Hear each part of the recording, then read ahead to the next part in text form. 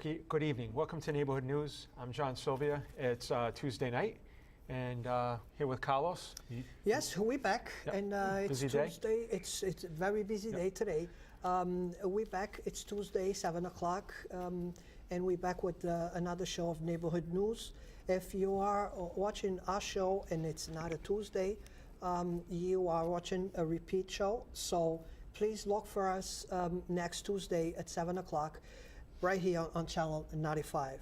For the Portuguese listeners out there, like happens every week, sejam bem-vindos a mais programa da sua comunidade, notícias da sua vizinhança. Nós voltamos todas as terças-feiras, às 7 da noite, aqui no canal 95. Se está nos a escutar e não é terça-feira, procure por nós na próxima terça-feira, às 7 da noite. Nós estamos em estúdio novamente e com mais convidado. Okay. And we're back. Yep. So we have a guest tonight, Yes. and that is Missy Panchley. Welcome, Missy. Thank you. I'm excited to be here. So basically, you just came into office in January, right? Right, yes. So how is it when you were on the outside and then now you're here and you see how things run? Because we all know sometimes you look at someone that has a job and you're like, this can work this way, but when you get in and see all the rules, regulations, that it's not always easy with some things, as you may have thought. Yeah, it's definitely a little different. Before I would go to school committee meetings, I would speak at public input, and I kind of would just let it go, whatever I felt, whatever I thought. When you're on the other side, you have to be a little more reserved, I think, and a little more cognizant of your colleagues and things like that, compromise and whatnot. So, but I feel like I was a little more unleashed before, and I had to rein it in a little bit, not a lot, but yeah, that part. And then really still getting to understand, I haven't been to the official training, but I think that's in April that I'm doing a training with a school committee member from Seekonk that was just elected. But really, delving into, what is under the school committee purview and what is under the superintendent's purview. Because I think as out in the public, I think sometimes you can be confused about what school committee really does and what they can do, and really what is the superintendent's job. So really, kind of figuring that out as I go along too. Mm-hmm. So basically, it's almost like an advisory committee, would you think, or? Basically, we set the policies, and we set the policy, and then it's the superintendent's job to carry that out and carry out the curriculum and different things under the policies set by the school committee. And obviously, we set the budget and hire and fire the superintendent. But beyond that, if your child's having trouble and you don't think the teacher's doing a good job, it's not up to the school committee to get involved in things like that. That's really the superintendent's job, and then the school committee's job to hold Meg Mayor Brown accountable for how that's carried out. But I'm sure people call you occasionally too, right? Yeah, I've definitely gotten some calls, and trying to figure out how to handle that, and sometimes they have a real issue. So I think then you bring it to the superintendent and let her handle it through her chain of command or whatever, because sometimes people don't know who to go to, and certainly when they have a real issue, well, it's not my job, that's not the case, but it's really getting them to the people that really can correctly resolve an issue that they're having. And during your campaign, you had a very strong phrase, the mom's voice. Mom's voice. Yeah. And you feel like you are the mom's voice? Yeah, I do. And a couple of people have tried to throw that back at me since I've started, if I had an opinion one way or another or whatnot. Well, I thought you were the mom's voice, and yeah, I not every mom thinks exactly the same. But I mean, I am, in fact, as I always said, a mom of two children that attend the Fall River Public Schools. So I didn't say I was the mom's voice. I said I'm a mom's voice, and I am a mom's voice. Yeah. Well, I think it's impossible to be the mom's voice, right? Right. Because everybody has different opinions about things. So exactly, right. So but I definitely try to bring that perspective. At the first meeting, I asked that the administration look into developing a field trip policy because I didn't feel like it was very inclusive, that parents were being turned away from going on field trips even when they were willing to drive their own car, spend their own money. I feel like if we really want to talk about getting parents involved in parent engagement, that we shouldn't be telling parents they can't take the day off to go on a field trip. So they researched it and they came up with a policy in February, and the school committee unanimously approved it. So that, is something that I think came from a mom's voice, and being in that situation where my name didn't get pulled out of the bag for that field trip or whatever, and being like, oh, this is kind of weird, So it's something small, but I think when we're talking about parent involvement, that we should never be turning parents away from wanting to be involved. Yeah, absolutely. I mean, that's interesting you say that, because I would have never known. You just assume that parents can go on the field trip. I went on, field trips with my daughter, and they were begging for people to go. I think depending on the school, I've heard different things. My children have been to Tansy, Sylvia, Cuss, but my experience at Tansy was that the parents were to pay for their own field trip and to provide their own transportation, but they still limited the number of parents that could go. And at Sylvia, they limited the number of parents that could go. And I just don't think, I don't think anyone's trying to be bad or trying to exclude parents. I just don't think there was a policy. There was no policy. And I just think we need to pay a little more attention to that. And we had some issues, some schools with principals now allowing some parents into the schools and to help them volunteering at the schools. It's any change from last year to this year? I've never heard that, and that was never my experience, and no one's ever brought that to my attention, so I couldn't tell you. At one point, I believe it was an alternate school, was putting a petition together from the parents to request the board to help allowing parents in the school. Okay. I think the problem got resolved when they switched the principal. Okay. They moved the principal out of the school. There is a new principal there. And the new principal made a big difference turning that around. I know. I have been visiting, the schools. I said I was going to, and I have been. I've been to almost all of them. I have 4 more to go to. But I did visit Laterno, and there were parents there the day I was there. So if that was the school in question, Yes. I know for a fact that the day I visited, there were parent volunteers in the school. Oh, so you mean like volunteers? Yes. Oh, okay. Yes, okay. they were keeping the volunteers out of the school. Maybe with some schools they just couldn't find placement, because I know almost every school has that grandparent program. So maybe they just didn't have something at that time. Who knows? Yeah. I guess, but yeah. Yeah, the schools I've been involved with have always been very welcoming. So I don't know about that, but.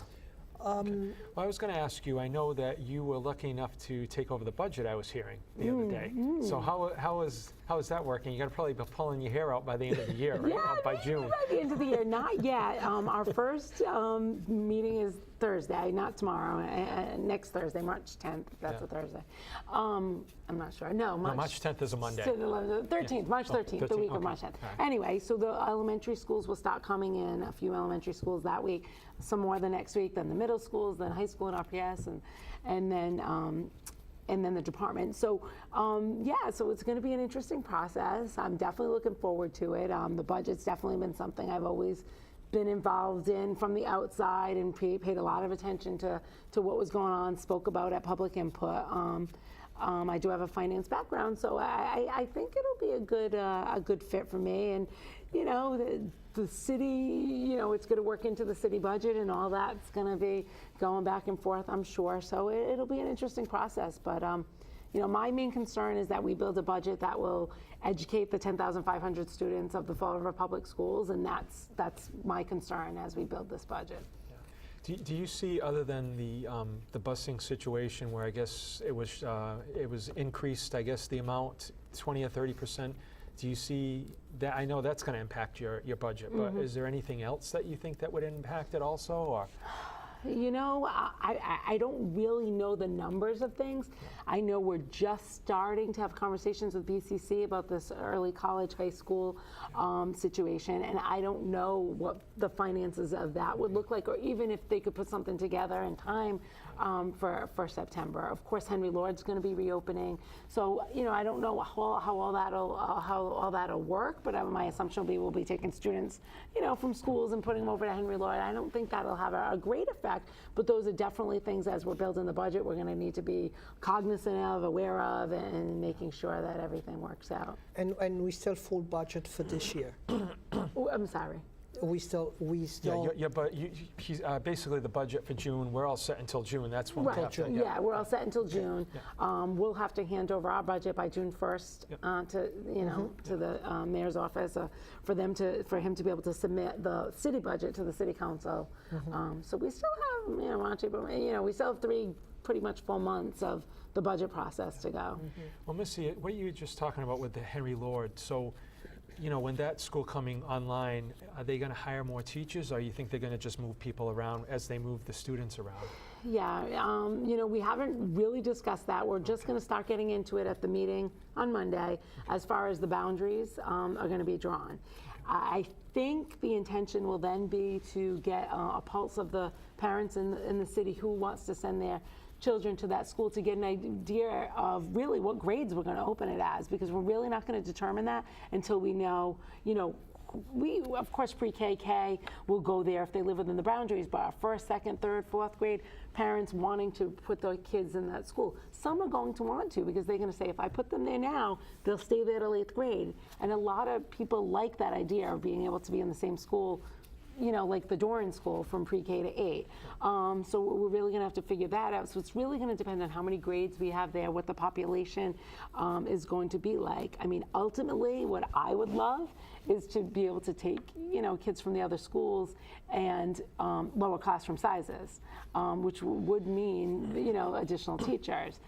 Is that going to be feasible this fiscal year? I'm not sure. But ultimately, my goal would be to have less kids in classes at the other schools. Yeah, no, that's good. That's good. Well, you know what I wanted to ask you too, unless you had a question first. No, go ahead.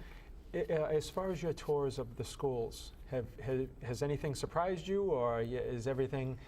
Yeah, this might sound like I had a negative perception or whatever, but how much control, because I've walked all, granted I'm not sitting in one room for 5 hours, but I've walked through every school in and out of classrooms all the time, and the amount of control and in the sitting in groups and talking and learning, and there's so much good teaching and learning going on in our schools. It's like every week I leave and I'm really so happy and impressed with the teachers that are there and what's going on. I sit with the principal, I talk to them to get an idea of what their administrative structure is and why, what's working and what isn't. But generally, any surprise has just been all positive, really positive. RPS, they were so respectful of me.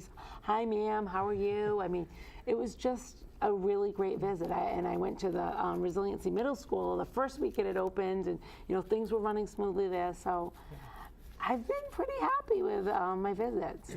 No, I did some volunteer work, junior achievement, and I had St. Michael's, I had the charter school, and then they gave me Laterno, a 2nd grade, which I'm like, second, and my kid's older, but I have to say, when you go in there, the kids are very well behaved, but as far as the teachers, I looked at it, I was tired after being there with them for an hour because they have 32 kids.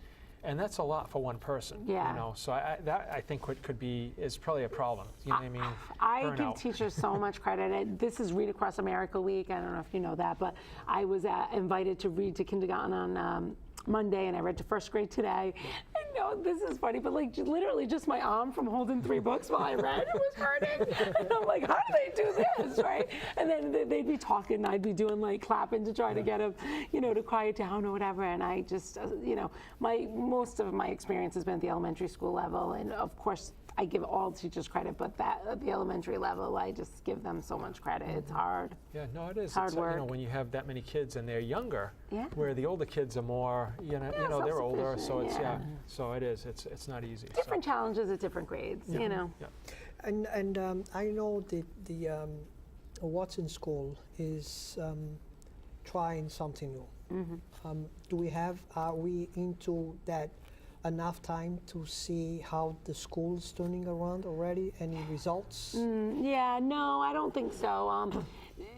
they're just presenting their turnaround plan now. We had a first read in February, so we'll be commenting on that. And so they're starting to put some of those things into motion, but really the turnaround plan hasn't even been approved by the school committee yet.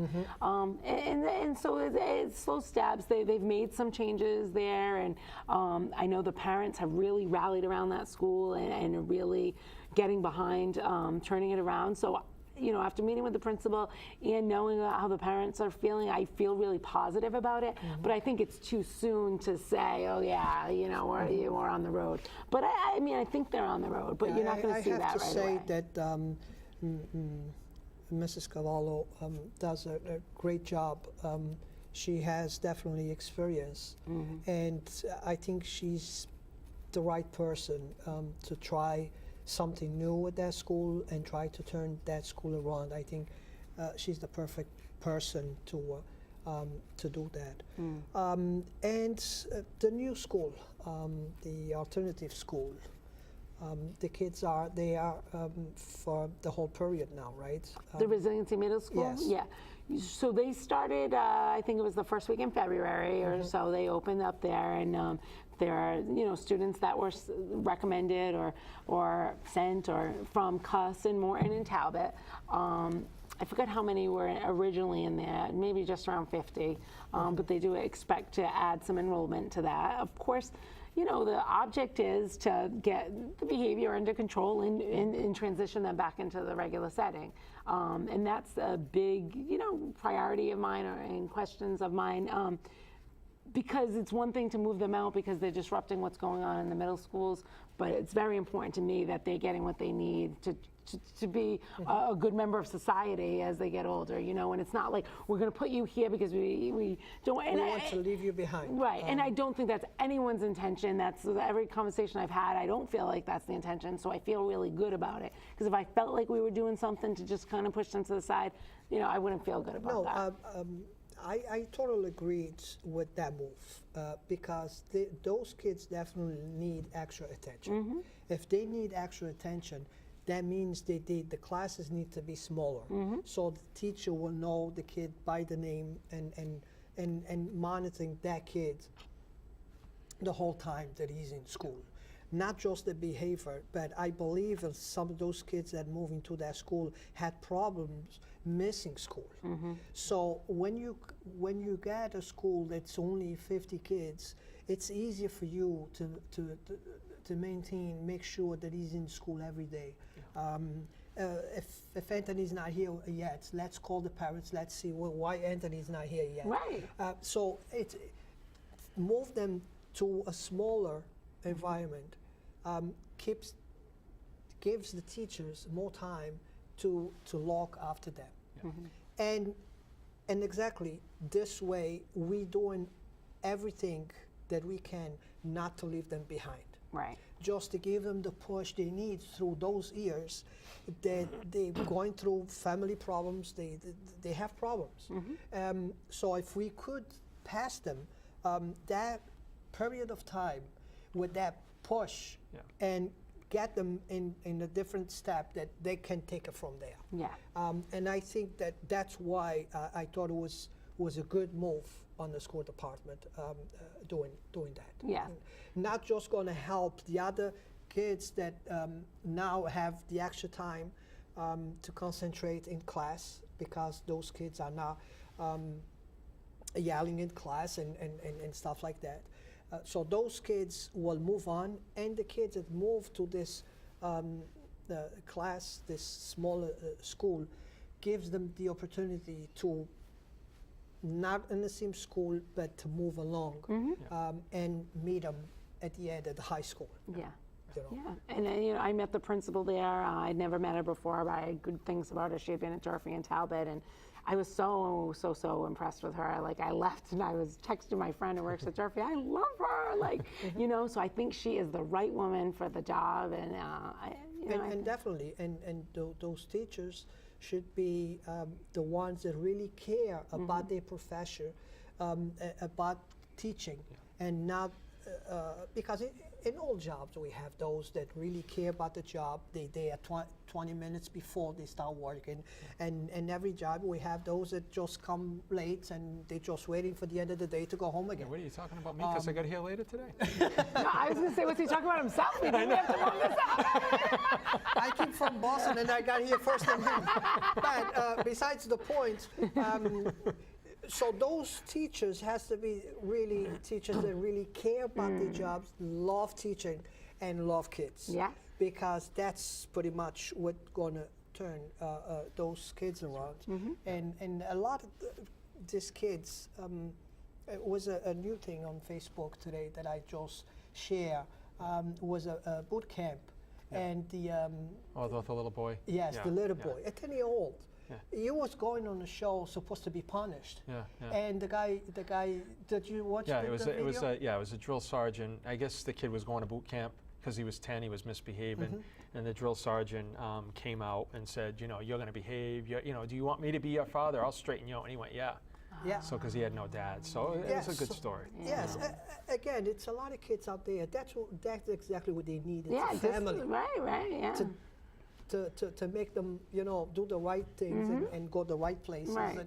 And that's the kids we have to deal on the school. And the only thing I would be concerned about, and it sounds like Missy addressed it, is that, you know, if these kids do have issues, we don't want to keep them, like you said, aside, because we're not doing them any justice. Because in the real world, you're not going to have a teacher that's going to give you one-on-one. Your boss is going to say, here, do this, and if you Right. don't.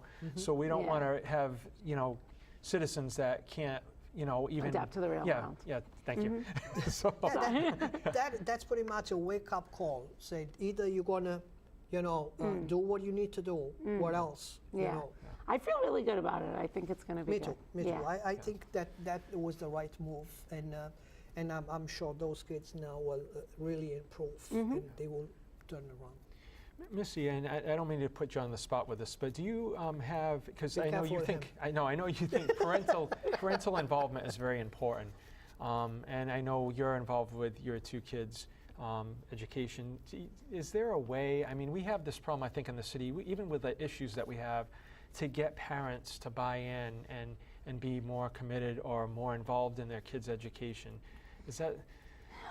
You know, it's so hard, but I think, you know, I think the schools try. They do different things, math nights, this and that. Not everything is well attended. So I guess that was one of my things with the field trip thing. And as silly as, but it's like, you know, parents are busy. They're working 2 jobs. They get home at night. They might not want to go to math night. They just might want to kick off their shoes and relax. Yeah. Right, but a lot of times, a lot of parents that may not do other things are willing to take the day off to go on a field trip. And my point is, if they do, and they have a great day with their child and their child's friends and the teachers, they may want to come back for other things. I really look at that field trip thing as like the window, because field trips are fun. They're always fun. Everyone always has a good time. Yeah. So if they go and they're having a good time with the teachers and the students, I'm hoping if we're more open about that, that it will bring more in for the other things that we want them in for. That was my intention. It wasn't just about like, I want to go on the field trip to Plymouth Plantation or whatever, you know. It was a bigger picture. So, because I do think we're providing a lot of opportunities, I just think people have a lot on their plate. And I know myself that there have been things at night and my child doesn't necessarily want to go. And I'm like, oh, you know what, good. I didn't really feel like going to that tonight either, you know. Yeah. So, you know, parents are tired, you know, and so we need to make things,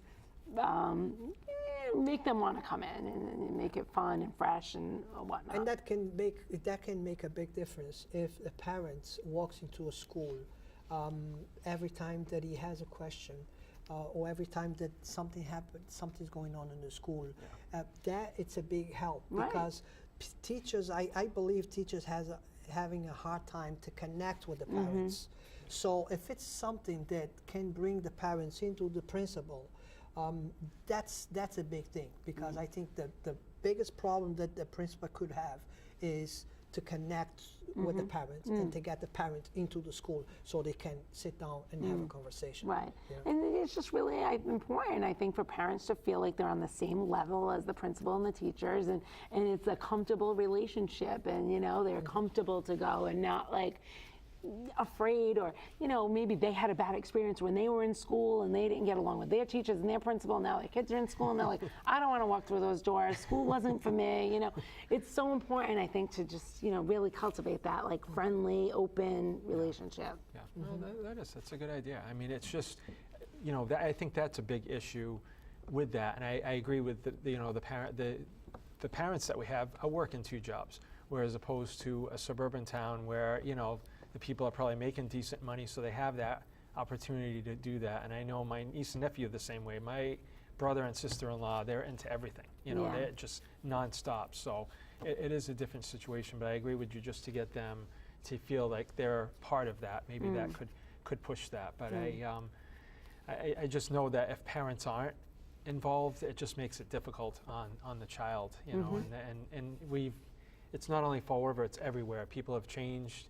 And I think they still want the same stuff, but maybe because they're working, they can't get involved, or so. It can be hard, and then too, like, this isn't even not wanting to be involved, but like my kids play basketball, hockey, baseball, soccer. At night, a lot of times we're at practice or something. So even sometimes with that, like, they could be a math night or whatever, and it's like, well, this one's basketball and this one's soccer. We're not going, So it's also finding the right times for things, and different parents, different times are good. So varying that, coffee hours during the day if parents can do, or different things, because not everyone can make it necessarily at the same time. Yeah.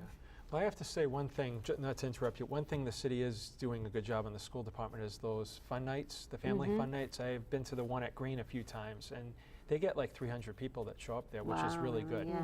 So that's a good thing, and a lot of the parents know each other and they're talking, so that's a good thing. So I didn't mean to interrupt you. The one thing that I was going to mention is, and I have mentioned this to a couple of people on the board, is those buses.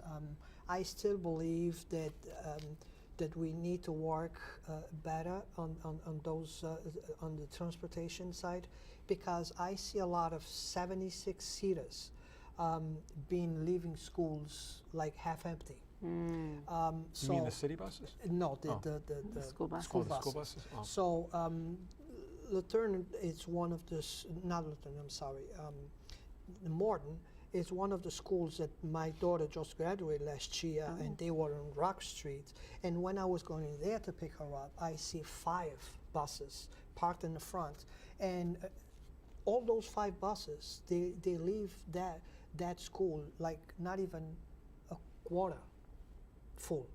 So I think that more work needs to be done, probably to organize. The kids can wait in school 15 minutes for the same bus to fill up those routes, because we are paying a lot of money in transportation. And the company is not doing us a favor. They just raised our prices, but they're not doing us a favor, because if every time that the school needs to do a field trip, we need to pay them again. Right. And those buses, we're paying for those buses. They only use for schools. They transport teams around, which they charge. If my association needs to do a field trip, I pay to use a school bus, which I'm already paying because I have kids in school. Yeah, well, you're not going to but it's for students, not for adults. No, what I'm trying to say is, I think it's not fair. If we pay buses already, we are the ones that pretty much supporting the company, paying for those buses. And every time that we need to bring, we need to bring the kids to a soccer play or whatever, we have to pay again. Okay. So probably that's something that the committee needs to probably take a look at that. So. All right. Well, so it's over. 20 minutes. Thanks, Missy. So appreciate it. Thank you for thank you, having Missy, me. for coming, and we'll be back next week for more neighborhood news. Have a good night. Good night.